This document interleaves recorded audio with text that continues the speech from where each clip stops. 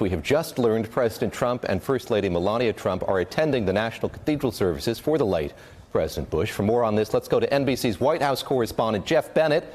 He's on the ground in Buenos Aires with the president, who is there attending the G20 summit. Jeff, get us up to speed here on the news. Again, this is going to be a very busy week, a packed week of events here to remember the former president.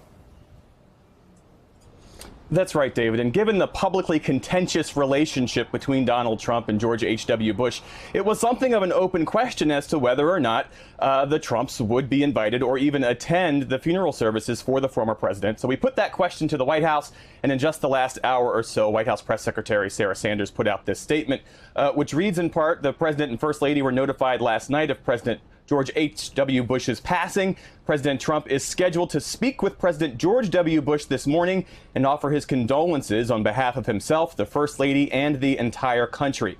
A state funeral is being arranged with all of the accompanying support and honors.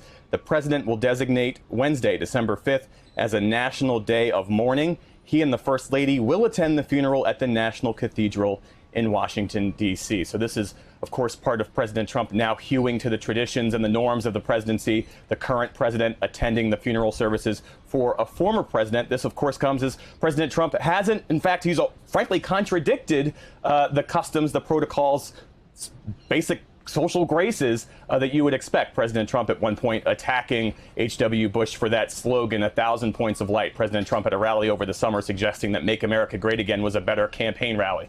There was that bitter, contentious 2016 Republican primary where President Trump bested Jeb Bush. And because of that feud, H.W. Bush said he voted for Hillary Clinton. So, again, we do understand now that the president and first lady will attend the funeral services to be held in Washington, D.C. for the former late president, David. And we expect to hear from the president before he leaves for Washington a little bit later today. He does have a news conference on the schedule. Jeff Bennett in Buenos Aires, thank you very much. Appreciate the update. Hey there, I'm Chris Hayes from MSNBC. Thanks for watching MSNBC on YouTube. If you want to keep up to date with the videos we're putting out, you can click subscribe just below me or click over on this list to see lots of other great videos.